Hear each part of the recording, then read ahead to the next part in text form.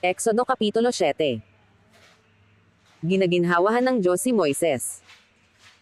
At sinabi ng Panginoon kay Moises, "Tingnan mo, ginawa kitang Diyos kay Faraon, at si Aaron na iyong kapatid ay magiging iyong propeta. Iyong sasalitang lahat ang aking iniuutos sa iyo, at sasalitain kay Faraon ni Aaron na iyong kapatid upang kanyang pahintulutan ang mga anak ni Israel ay lumabas sa kanyang lupain. At aking papagmamatigasan ang puso ni Faraon, at aking pararamihin ang aking mga tanda at ang aking mga kababalaghan sa lupain ng Ehipto. Ngunit si Faraon ay hindi makikinig sa inyo, at aking ipapatong sa Ehipto ang aking kamay at ilalabas ko ang aking mga hukbo, ang aking bayan, na mga anak ni Israel, sa lupaing Ehipto sa pamamagitan ng mga dakilang kahatulan. At malalaman ng mga taga-Ehipto na ako ang Panginoon, pagka iniunat ko sa Ehipto ang aking kamay, at pagka inilabas ko ang mga anak ni Israel sa gitna nila." At ginawang gayon ni Moises at ni Aaron, kung paanong iniutos ng Panginoon sa kanila, ay gayon ginawa nila. At si Moises ay may 80 taon gulang, at si Aaron ay may 83 taong gulang nang sila'y magsalita kay Faraon.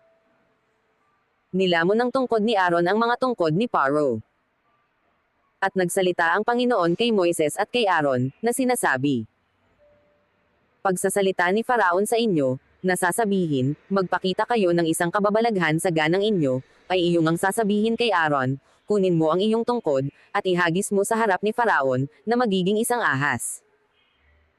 At si Moises at si Aaron ay naparoon kay Faraon, at kanilang ginawang gayon gaya ng iniutos ng Panginoon, at inihagis ni Aaron ang kanyang tungkod sa harap ni Faraon at sa harap ng kanyang mga lingkod at naging ahas.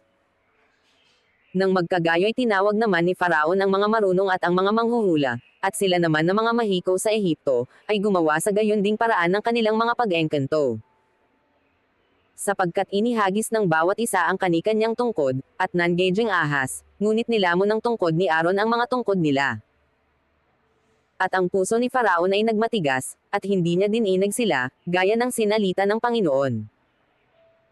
Ang unang salot, dugo.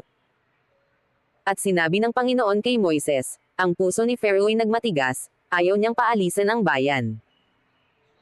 Pamaroon ka kay Faraon kinaumagahan, narito, siya'y paa sa tubig, at ikaw ay tatayo sa tabi ng ilog upang matagpuan mo siya, at ang tungkod na naging ahas ay iyong tatangnan sa iyong kamay.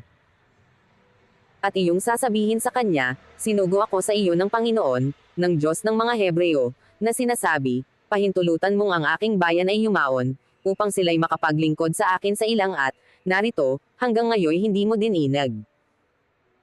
Ganito ang sabi ng Panginoon, dito mo makikilala, na ako ang Panginoon, narito, aking papaluan ng tungkod, na nasa aking kamay, ang tubig, na nasa ilog at magiging dugo. At ang mga isda, na nasa ilog ay mamamatay, at ang ilog ay babaho, at ang mga Egyptyo ay masusuklam na uminom ng tubig sa ilog. At sinabi ng Panginoon kay Moises, sabihin mo kay Aaron, kunin mo ang iyong tungkod, at iunat mo ang iyong kamay sa tubig sa Ehipto, sa kanilang mga ilog, sa kanilang mga bangbang, at sa kanilang mga lawa at sa lahat nilang tipunan ng tubig, upang mga maging dugo, at magkakadugo sa buong lupain ng Ehipto, maging sa mga sisidlang kahoy at maging sa mga sisidlang bato.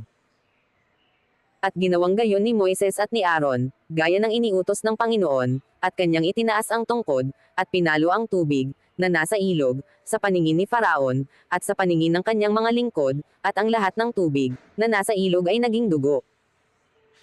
At ang isda, na nasa tubig ay namatay, at ang ilog ay bumaho at ang mga Egyptyo ay hindi makainom ng tubig sa ilog, at nagkadugo sa buong lupain ng Ehipto.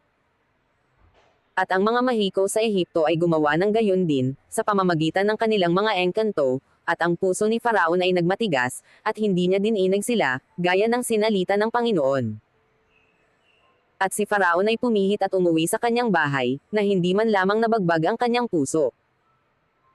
At lahat ng mga Egyptyo ay hamukay sa palibot ng ilog, upang makasumpong ng tubig na mainom, sapagkat sila'y hindi makainom ng tubig sa ilog.